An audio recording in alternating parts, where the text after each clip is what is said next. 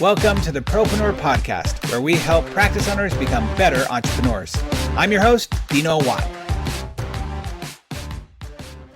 Welcome, everybody, to the Propreneur Podcast. Again, thank you for being here. I'm your host, Dino Watt, and today we have a very special guest, Dr. Dan Bills, with us, who's going to talk to us about a lot of things, but also about how to utilize technology inside of your orthodontic practice. Now, as a member of the Propreneur Podcast here and listening to it, you know that we love to bring you the best practices. It doesn't matter what type of practice you own, whether you're a chiropractor, a dentist, an orthodontist, a plastic surgeon. If you lead a group of people, it's important to understand the best practices so that you can do the best for not only your business, but also for your team. And I believe that Dan is an expert in this area. I've had the privilege of listening to him to speak multiple times and to really get to know him and his philosophy. So it is an honor for me to have you here today, Dan. Thank you for being here. Appreciate it. Oh, Dino, thank you for having me. It's a pleasure. So for those of you that don't know Dr. Dan Bills, Dan, give us a little bit of a background and introduction to yourself. Give us the cool intro, if you will. I don't know if I can give you a cool intro, but I can tell you a little bit about me. So originally from Southern New Jersey, went to Lafayette College, small liberal arts school in Pennsylvania, then went to Harvard for dental school, went to Illinois for orthodontics, and then returned to my roots in Southern New Jersey, just outside of Philadelphia. Currently have 3 practice locations. 2 of them were cold starts. One of them was a recent practice purchase, so we've kind of been through all iterations there. I do some teaching at the University of Pennsylvania, and also, as you mentioned, at national meetings. At this point, I can say all over the world. So it's kind of been a fun last 4 or 5 years from the teaching side. So we've got wet-fingered orthodontist, loves technology, but also loves sharing those ideas and helping people implement those in their practice. And with that in mind, we also do an in-office course in our office where the last few years we've been bringing offices in, both doctors and team, to kind of see things and some of the technology that I'm sure we'll talk about in action. So you're actually sharing, like, you're not just going out talking about it. You're giving people an opportunity to come in and have firsthand experience inside of your practice to see how it works on a practical basis.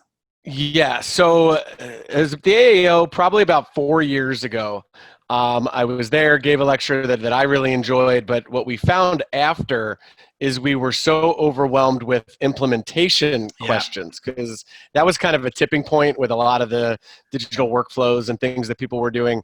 And it was my COO, who's been in the industry for a long time, kind of gave me the ultimatum that I can't keep fielding all of these phone calls without giving people an opportunity to come see what we're doing, because it's just impossible. You can only do so many screen shares, as you know, and try to explain things without showing people behind the curtain and how things work. Well, there's the difference of having that intellectual knowledge, right, and understanding it. Or there's a saying by a gentleman named Brendan Burchard who talks about most people understand the common knowledge behind something, but it's the common practice that is the biggest challenge. Exactly. Like, every single one of us knows if you want to lose weight, you just have to eat less and move more. Right. But I'm still working on it. Yeah. Right. It's the practice behind it. It's the practice of it. It's like common knowledge, not common practice. So I love the fact that you give people the opportunity to come in.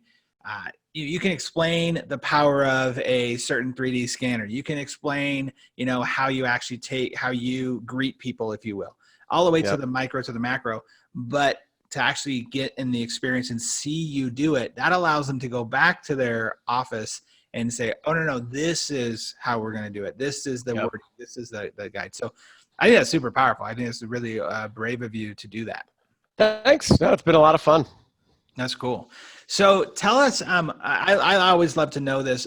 Why orthodontics? How'd you get into that world?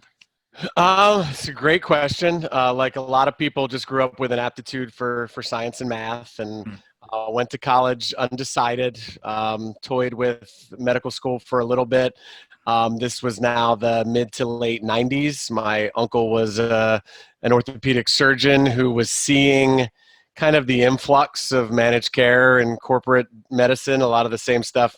They joked then that we might be 10 years behind. Now I'm thinking we're probably 20 years behind, but we're seeing a lot of the same forces at play. Yeah. And he kind of said, are you sure this is something you want to do? It's not what it was before. And knowing that I'm a family guy, that I enjoy being with my wife, or being with my family at the time, there wasn't my wife, but being with my family, going on vacation, enjoying a job, but also understanding that doesn't necessarily totally define everything about who I am. And also being my own boss, a lot of what you talk about all the time. I had that passion, and I kind of saw that maybe medicine wasn't the route for me. Then I switched tracks and was going to get a PhD in biology and be a college professor, which when the business side of orthodontics stresses me out, that is the one thing I remember that second time. guess. Yeah, well, I really am. The older I get, I am happiest when I'm talking to people like you, when I'm in front of an audience teaching, when I'm reading, when I'm writing, when I'm preparing a lecture. Not that I don't love the orthodontic piece, but teaching's just always been a lot of fun for me. So that was a draw. And then I had a teaching assistant that got into Penn Dental School, and I had never thought about it. No dentist in the family. And I'm kind of like, well, that sort of fits, and that might marry those two interests that I have. And always I thought about a full-time academic career. Then I chose to go to a private practice dental school that I took out a ton of loans for, and realized that the academic career might not be where I wanted to go, or could afford to go. And then I just found a way to merge kind of the two, and love private practice. I've strive every day to become a better business leader. That's my passion now. And that's why, you and I know each other, and I'm always trying to work with consultants and business leaders and people that know human relationships a lot better than I do. And but orthodontics has just been an amazing merger of all of these different passions that I have. So when I look back, I joke that, the college professor thing might be nice, but I wouldn't change a thing, to be honest with you. Well, I think it's interesting that you, the path you took. I think often you do hear doctors or whatever the profession is, especially I think in the dental world of, oh yeah, my dad was one, or my grandfather was, or my mother was. And you have this generational thing, or you have the exact opposite. Like, yeah, I never even thought about this. Actually, there's a third one too. The second one is I've never even thought about this before. And then I got into school and I saw, oh, this seems like a natural path. The third one is I had some type of experience, right? I had my jaw broken when I was a kid and teeth knocked out, and the dentist saved my face. Like, there's usually that.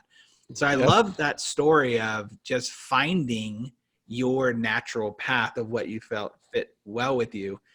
I also think what's interesting is there is that teacher side of you who loves to share. I'm going to guess, full disclosure, I've never been in your office to see you do this, but I'm going to guess I already know that you are a teacher to those patients. You teach them more than you just work on them. You teach them why the oral care is important, or why you're doing what you're doing. And then also with your team as well. I'll bet you do that. I try my best. Yeah. I would not be surprised. I think that when I talk about often different learning styles and having to teach in different ways, so people can feel it or hear it or touch it or the data. For me, my biggest learning style is teaching. I learn the most after I have realized something, went to a lecture, had a mastermind with someone, and then I, as fast as I can, go out and teach that principle, because then I really get it and it becomes more clear to me. So I bet you're similar in that way too. So talk to me about how technology has taught you, because you're really, what I love about the things that you've done. Now you have your orthodontic office called iOrthodontics, right? Innovative Orthodontics. Innovative Orthodontics, but it's the The website is iortho.com. There you go. Yeah. So that you have to be a student of technology if you're going to be so bold to say you're innovative. You do. I guess you do. Yeah. I don't think I put that much thought into it at the time. Bill's Orthodontics just didn't sound like, when you have two last names, it doesn't really work. That's funny. Bill's Orthodontics. I think I pulled out a thesaurus, and innovative just stuck with me, but you can give me all the credit you want. Okay. All right. Well, but here's the deal, is that when I've seen you lecture before too, the things that you do match the name. Like it's almost like a self-fulfilling prophecy, right? It's like, okay, if you did just make it that simple as open up a thesaurus and find the name innovative, you are now doing the innovative thing, right? We try. Yeah, Yeah. I think so. So talk to us about how technology has taught you, because as a Yeah. Well, I think a lot of it, and this is one of the things that I enjoy going to a lot of different orthodontic lectures. When I go to meetings, I don't just go to my own lecture and then leave. I stay and I learn. And Love it. there's a lot of people out there that are on the cutting edge of creating new technologies. And I have a lot of appreciation for what they do, and I'm in the front row at their lectures. You know, guys like Jason Cope and Brandon Owen and people that are coming up with all of these phenomenal technologies. They're inventors as much as they are orthodontists. I'm not that guy. I am more about how to take a technology and systematize it and make it improve patient experience. And when I look at technologies, I like shiny new toys just like everybody else. I'd love to lie to you and say that when I go to the AAO exhibit floor, I don't want to buy everything on the floor, because I usually do. But I stop myself and I take a step back and I say, how is this technology going to improve my patient experience? And if it doesn't, then it can be something that I can say my inner nerd loves that, but I'm going to pass, because it might convolute my systems. It might confuse my staff.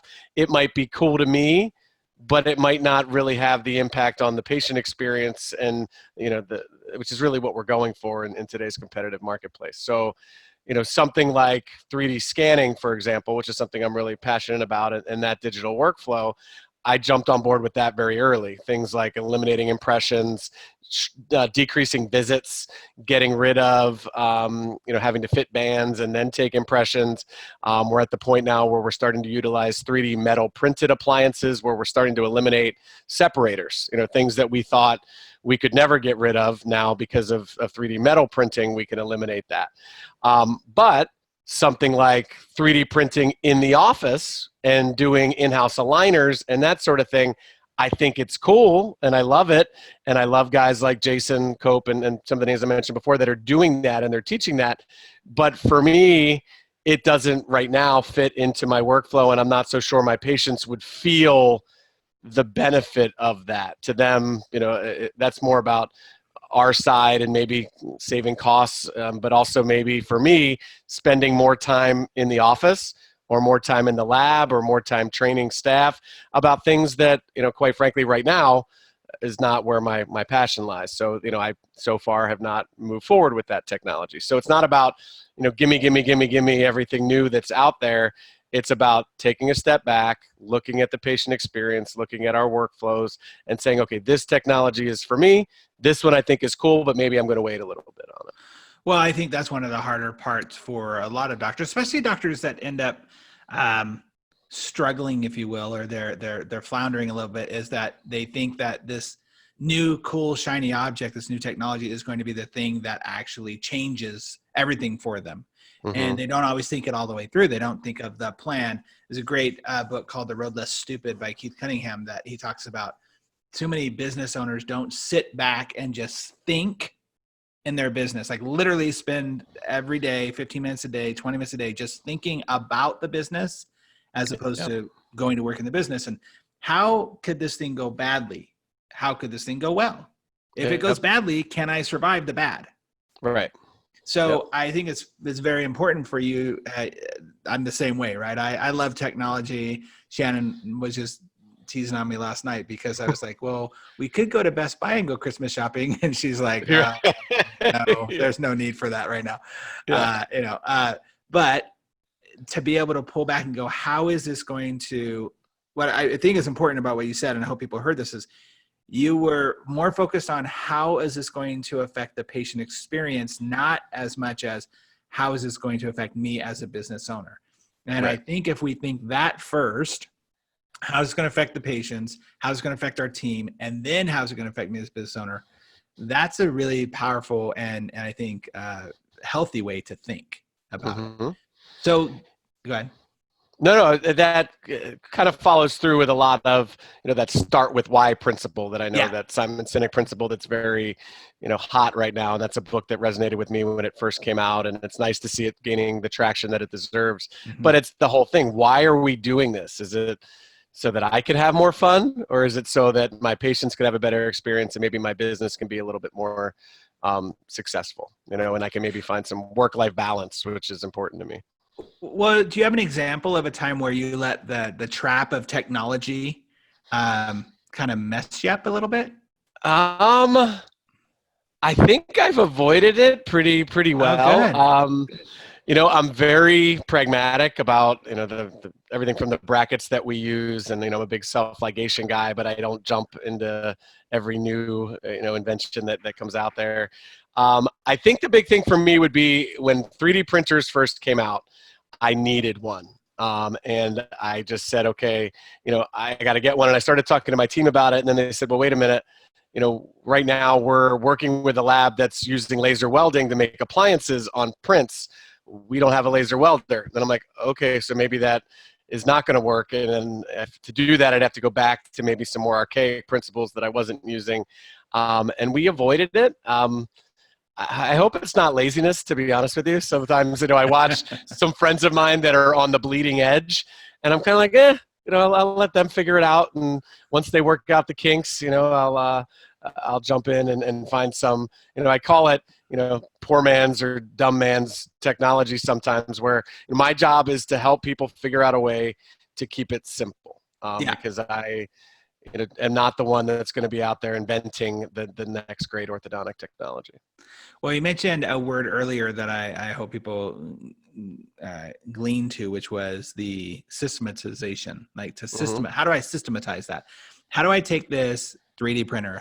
Because I remember having a conversation with a doctor a few years ago, and they had this amazing printer, and they just scanner, and they hardly ever use it. I'm like, well, why are you not using it? Well, it's just it's a difficult learning curve and blah, blah, blah, all sort of stuff. And I'm thinking, wow, like you didn't think this through about how to systematize something. What is there something that you are the most proud of when it comes to finding something and being able to systematize it to make your life easier, patient's life easier? I think the scanner, again, would be a great example, like you just mentioned. Thinking about the workflow. So 4 years ago, God, at this point, it's probably 5 or 6 years ago when I got my first scanner, I wanted to use it for everything, but it was that pragmatic, and which at that point I probably would have been confused and my staff wouldn't have liked it and we would have just backed off. So maybe it would have ended up, dusty in the closet, like so many other things that we see in orthodontists' offices. For me, I said, okay, let's start with, we're going to start with retainers because that seems to be the simplest one, right? Then we're going to move into banded appliances. And once we got past, okay, how do we scan? How do we use it? Can my team scan in 5 minutes or less? Now most of them are 2 minutes or less with the older technology. We had metrics that we wanted them to hit. Once we had the system in place for study models, then we moved to the system for aligners. Then we moved to the system for retainers. Then maybe 6 to 12 months later, we moved into banded appliances. So at that point, we laid the foundation.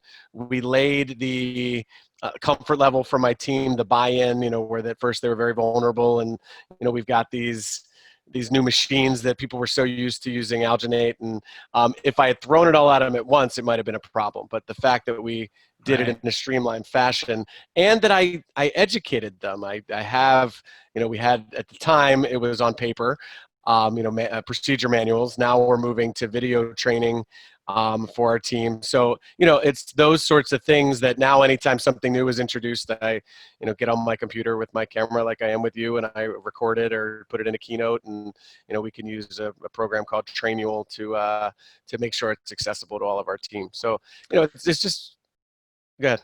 No, I think that's awesome. I'm so glad you said that. I haven't had a single person talk about this yet that here we are talking about technology, and it's not like, video cameras are new. It's not like your cell phone camera is new, right? And it's new within the last, say, decade, but still, what an easy and effective and repeatable and clear way to get across the training that you want to get across, right? I read something in a book or in a manual, I'm interpreting that 3 ways to Sunday, right? Because it's me, and there's a filter that I have, and I didn't know if you meant it this way or that way. But with the video, you can actually see the person, you can have them walk through. I am a huge fan of recording. I think it's one of the most underutilized tools in any practice whatsoever. From how do we answer phone calls to how do we, walk somebody back? How do we do a tour? How do we do a placement? Whatever it is, it's so vital. And I'm so glad that you're using that. Traineal is a great source. Are there any other sources that you've used for the recording process? The recording process itself, I've been using Soapbox for years. I've also heard great things about Loom, which I know integrates directly with Traineal, but I haven't utilized it yet. So Soapbox, we've been using Wistia to host our videos since they started probably 5 years ago, Nice. Back before anybody had the ability to take video and have it play on multiple devices. Now that's commonplace, but in probably, I don't know, 7, 8, 9 years ago when Wistia first came out, that wasn't available. And then Soapbox is just there. They have a free version that I think is phenomenal. We pay for the pro version, which is not that expensive, so I can actually download the videos and use them as I see fit. Sure. Do you do the GoPro on the head thing for your treatment? I don't. We've toyed around with putting it. We have lamps. We have lights over, LED lights over, and I've toyed around with mounting one to those. Problem is with 3 locations, and 5 to 8 chairs in each one, that can get a little expensive. Yeah. So usually we're just using an iPhone, to be honest with you. Isn't that crazy? Especially the new iPhone. The camera's crazy. Yeah. Yeah, technology is great. So how else have you felt that technology has helped propel your practice forward and really help you find that success that you're having right now? Yeah, well, I think we hit on something cool, and if we're just gonna riff with it for a minute, that one of the reason I started using Soapbox was I found that one of the biggest bottlenecks in my practice was playing phone tag with dentists and with patients. I can't stand it, and that's kind of how my brain works. I look at problems, and then I say, okay, let's focus on this problem that's causing me to be distracted, not be in the clinic, be hiding in my office on the phone, or doing stuff at night, talking to dentists when I want to be playing with my beautiful 5-year-old. Sure. And it was that phone tag. So it was about 3 years ago. I said, okay, I have to figure out a way to streamline this. So Soapbox comes out, and it's a way to record my screen and my face. And then in real time, I could review something like an Invisalign ClinCheck with a patient or a dentist. I could have Dolphin opened up on my screen and click through images, look at pans, and give them what my thoughts are on the case. And then now we've got two-way texting technologies where I can just text that HIPAA-compliant link to a patient or a doctor. They can click on that, and 99% of the time, especially with the GPs, all I get is sounds good. And that game of phone tag, I'm reviewing the records anyway. It's a Google Chrome plugin, so there's no extra software. It's living on my Chrome browser. My MacBook has a built-in camera and a built-in microphone, so you don't need any extra hardware. That's been huge. And quite frankly, it separates us because people think it's this, I'm spending so much extra time, when in all reality, it's probably making my life simpler, the patient's life simpler, and the GP's life simpler that I'm communicating with. All right. So how do you integrate that? I got to ask this question then, because it just came up to my head. Do you integrate that in with the letters? So our letters what I mean by the letters, right? You're giving away all my secrets. So the letters are auto-generated through Dolphin. I have not. That's not possible. No, that's not possible. You have to personally write every letter and spend your Saturdays doing that. I have not written a letter to a GP in probably 10 years. Yeah. They are all auto. Now, mind you, my COO is a former trainer for Dolphin. So, she went in when she started with us, and everything is very, very, very dialed in as far as the personalization and the detail that goes into those letters, digital signatures, all that stuff.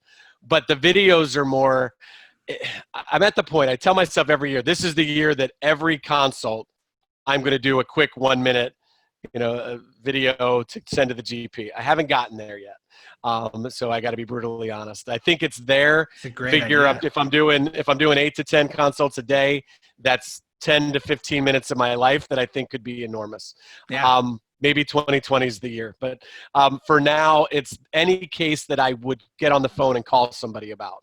I'm now doing this instead. And I polled all of my GPs, all but one out of like, the 60 or 70 people that we sent a survey to said they would actually prefer this to a phone call. Of course. And then of course I say, if you need me, just give me a shout. And they've got my Yeah. personal cell that I'm texting it from. So, it's pretty nice. Well, it makes sense, right? I know that I'm that way. I know I wouldn't be surprised if you. Most people listening to this would much prefer somebody just to send them a video of what they're trying to say, or the quick, I use Marco Polo in my business all the time. It's a quick app that basically is like a text, but it's a video text with my team, because that's cool. It just makes it so much faster. I'm going to write that down. Marco Polo is a lifesaver. I have everybody on my team has it, and I can get connected with anybody at any time just by throwing my phone up. I walk through airports, I'm on planes, and I'll just say, hey, don't forget about doing this thing and that thing. Remind me about that. And now it's a bad archival thing, but if you just need a quick text back and forth that's not a text, it's great. So cool. I think anything we can use technology-wise to help their lives too, because what you're doing is you're helping that doctor not have to go, I got to get on a phone call. And, look, we're human beings. We like to connect with one another. And you've been on many phone calls, I'm sure, where it was supposed to be a 5-minute quick talk, and 30 minutes later, you're having a still conversation with them going like, man, I got to get going. Yep. So that happens all the time. So Soapbox is a great one. Any other like pieces of technology that you just love that you think that doctors are missing out on? Yeah, I think following up on that piece is the two-way texting piece. And that's probably my biggest passion, is finding the studies are clear at this point. I've been analyzing this data now for half a decade. The data are very clear. People today communicate differently than we did even 5 years ago. And, we talk about millennials and they often get a bad rap, but the reality is they're now not only past orthodontic age, they're the parents, they're the moms of our next wave of patients. And whether we like it or not, and I've gotten very good at not judging, where it's not about what I think, I don't personally, I would rather talk to somebody face to face.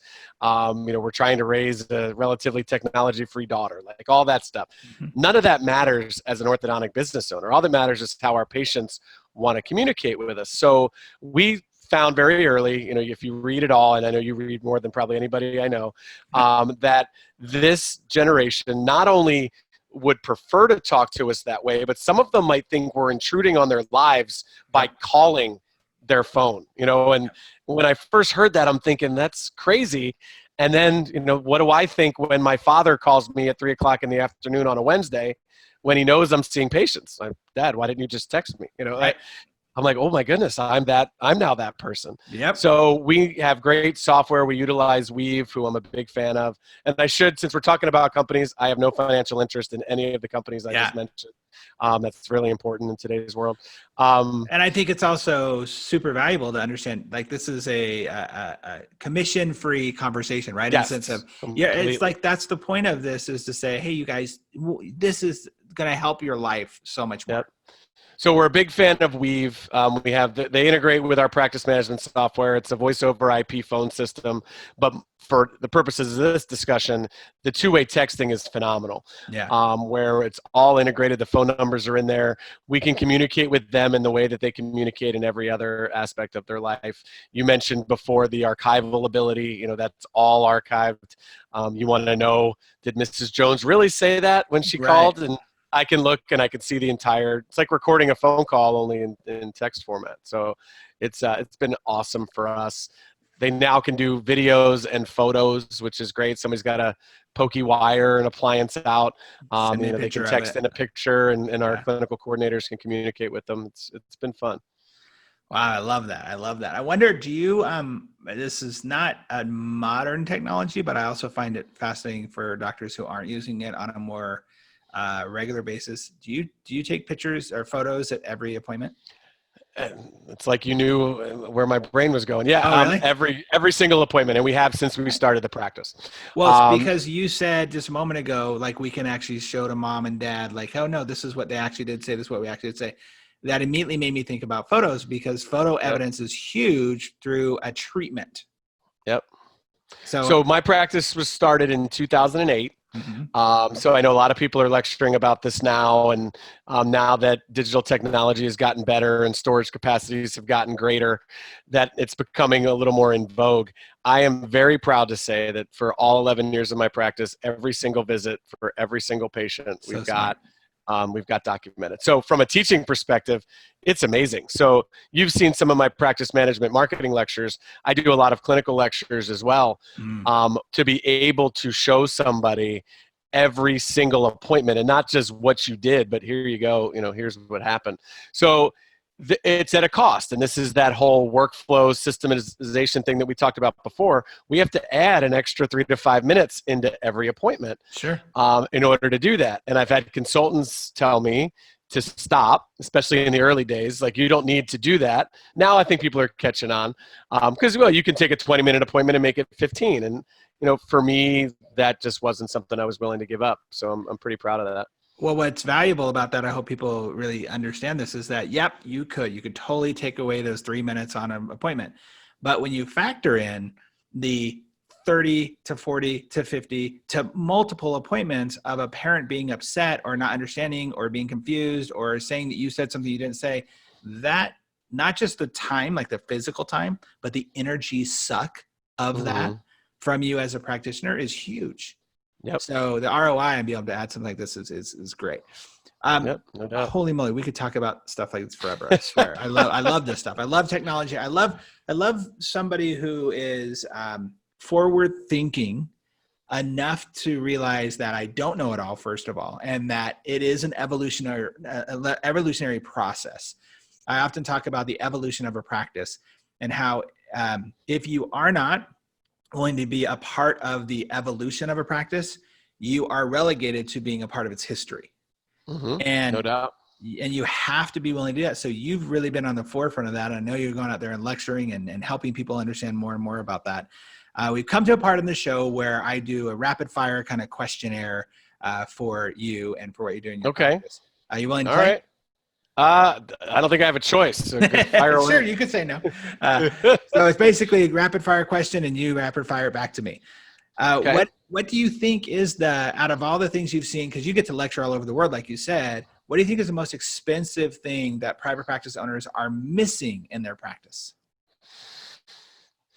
It's a good question. I think it's going to sound really strange considering we just talked about things and technology and equipment and that sort of thing. I think the most expensive thing to be missing is an effective practice culture. The missed opportunity costs of not, having a toxic culture, or more importantly, I talk to people like, I don't even think I have a culture. Yeah. And I say to them, well, that's your culture. Your culture is the fact that you have no culture, which probably is more toxic than most other cultures. So to me, that's been, and again, I'm very hypercritical of myself. If I look back on the first 7-8 years of my career, I think about the opportunity costs of not having that piece dialed in as well as we do today.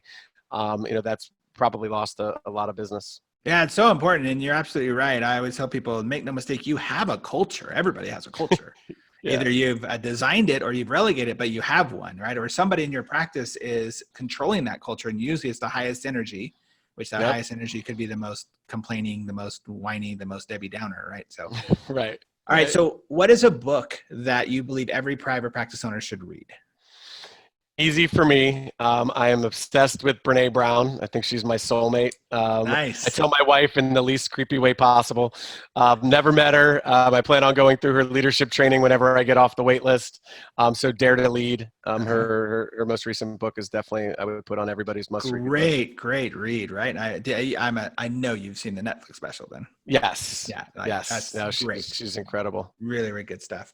So speaking of culture, right, you know that in my book, The Practice RX, I talk about, I focus a lot on team culture and team performance. And I'm going to kind of tweak the question a little bit, because as you've seen a lot of doctors coming to you and inside your practice, what do you see is their biggest challenge and maybe even disconnect when they come and see what you've been able to create versus what they're trying to do in their practice? I think maybe the disconnect would be assuming that there's one right answer. There's one right way to lead a team. I've been in people's offices and I watch them and just talk about a crazy extrovert, right? Somebody that is just, I assume you're a very extroverted person, having known you. I can't lead the same way that you lead. I am a very introverted person. It took me years to get comfortable with who I was and learn how to lead as me and not like Dino or somebody that, has a different personality type than I do. So, maybe the advice would be stop mimicking what other people are doing, do some education, take some courses, read some books, visit, go to some training seminars and figure out who you are and how you need to be effective as a leader. I love that. And I'm going to add to that. If anybody's listening to this and you have a consultant that tells you this map is the map that's going to change things for you, right? They come to your office, say, no, I have the map. I have the way, to me, that's a huge red flag because it's their map. It's what worked out well for them. You've got to take what they can do and glean from that. That's great. Learn some stuff, but really personalize it because if not, it'll never feel authentic. And I love that. That's so important. Before we get to the last two questions, how can people reach out to you and connect with you? Email's usually best. It's dan@iortho.com. Dan@iortho.com. We'll make sure we put that in the show notes as well on that.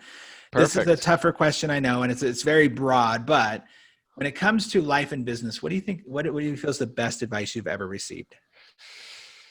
That's a great question. These are good. You're making me think. I'm going to give a Simon Sinek quote here that people don't buy what you do, they buy why you do it. So true. I think is just phenomenal advice. And, we had that coming of age moment a few years ago when I read that book where we realized we were just going about things all wrong. We were trying to convince people that we were better, faster, kinder, more efficient, whatever. We're really, now we focus on things like, the confidence that we can give to them or their children and kind of shifted our whole framework of thinking. So that was some phenomenal advice for me. Nice. You made it about them, not about you. Yep. That's so powerful. Yeah, exactly. So is there a resource or a tool that you believe every private practice owner should be using to grow their practice? I think a lot of it is we're all kind of in our own little box, right? We have our own four walls of our office or, our homes or our circle of friends, whatever that is.